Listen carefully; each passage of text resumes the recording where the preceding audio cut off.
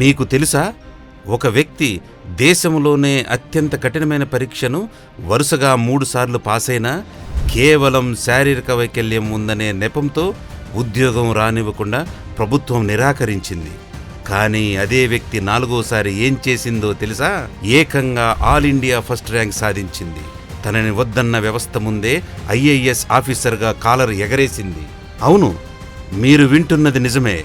ఆమె పేరే ఐరా సింఘాల్. ఆమె కథ వింటే మీ ఒంట్లో రక్తం ఉరకలేస్తుంది, కళ్ళల్లో నీళ్లు తిరుగుతాయి. 1983లో ఉత్తరప్రదేశ్లోని మీరట్లో జన్మించిన ఐరా చిన్నతనం నుంచే స్కోలియోసిస్ అనే అరుదైన వెన్నెముక వంకర వ్యాధితో బాధపడుతున్నారు.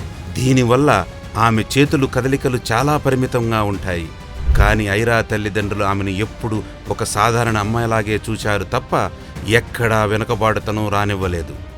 ఆమె కూడా చదువులో తగ్గేది లేదంటూ దూసుకుపోయింది. ఢిల్లీలోని ప్రతిష్టాత్మక కాలేజీలో కంప్యూటర్ ఇంజనీరింగ్ పూర్తి చేసి ఆ తరువాత ఎఫ్ఎంఎస్ నుండి మార్కెటింగ్ ఫైనాన్స్లో ఎంబీఏ కూడా సాధించింది. కోకోకోలా లాంటి టాప్ కార్పొరేట్ కంపెనీల్లో స్ట్రాటజీ మేనేజర్గా లక్షల జీతంతో దూసుకుపోయింది. కార్పొరేట్ ప్రపంచంలో అంత సక్సెస్ ఉన్నా ప్రపంచంలో మరింత పెద్ద మార్పులు తీసుకురావాలనే ఆశయంతో ఆమె 2009లో సివిల్ సర్వీసెస్ వైపు అడుగులు వేసింది. అనుకున్నదే తడువుగా 2010లో మొదటి ప్రయత్నంలోనే సివిల్స్ క్లియర్ చేసి ఐఆర్ఎస్కు ఎంపిక అయింది. కానీ అక్కడే ఒక ట్విస్ట్ మొదలైంది.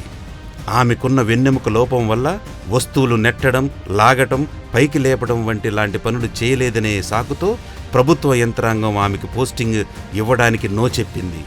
ఒకసారి ఆలోచించుకోండి ఫ్రెండ్స్, అంత కష్టపడి దేశంలో టాప్ ఎగ్జామ్ కొడితే శారీరక సామర్థ్యాన్ని మాత్రమే చూసి మేధోశక్తిని విస్మరించడం ఎంతవరకు న్యాయం? కానీ ఐరా సింఘాల్ సామాన్యురాలు కాదు. ఈ వివక్షకు వ్యతిరేకంగా ఆమె సెంట్రల్ అడ్మినిస్ట్రేటివ్ ట్రిబ్యునల్ క్యాట్ను ఆశ్రయించింది. న్యాయ పోరాటం మొదలుపెట్టింది. కోర్టులో కేసు నడుస్తుండగానే 2011లో మళ్ళీ 2013లో ఎగ్జామ్స్ రాసి 2 సార్లు ఐఆర్ఎస్కు ఎంపికైంది. కానీ ప్రతిసారి అధికారులు అదే ఫిట్నెస్ కారణాలు చెప్తూ ఉద్యోగం ఇవ్వలేదు. వ్యవస్థ ఎన్ని అడ్డంకులు సృష్టించినా ఆమె పట్టుదల సడలేదు. చివరకు 2014లో ఆమె 4వసారి సివిల్ పరీక్ష రాసింది. ఈసారి ఆమె సాధించిన రిజల్ట్ భారత పరిపాలనా చరిత్రలోనే ఒక సరికొత్త రికార్డు సృష్టించింది.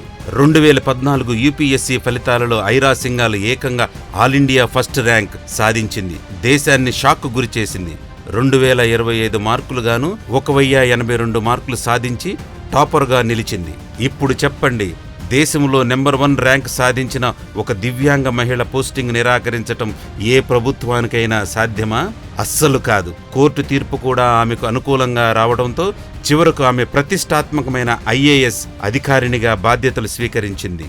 నువ్వు క్షేత్రస్థాయిలో పనులు చేయలేవని అవహేళన చేసిన వ్యవస్థ నోళ్లు మూయిస్తూ ఐఏఎస్ అయి తొలి ఏడాదిలోనే ఢిల్లీలోని సుమారు 340 మంది బాలకార్మికులను రక్షించి తన పవర్ ఏంటో చూపించింది. ఈరోజు ఐరా సింఘాల్ కేంద్ర ప్రభుత్వంలో స్కూల్ ఎడ్యుకేషన్ డిపార్ట్మెంట్లో అడ్మినిస్ట్రేటివ్ సెక్రటరీగా కీలక బాధ్యతలు నిర్వహిస్తున్నారు. నీతి ఆయోగ్ మహిళా శిశు అభివృద్ధి శాఖల అంబాసిడర్గా ఉన్నారు. దివ్యాంగులు కేవలం ఇతరుల జాలి, దయా పాత్రులు కారు.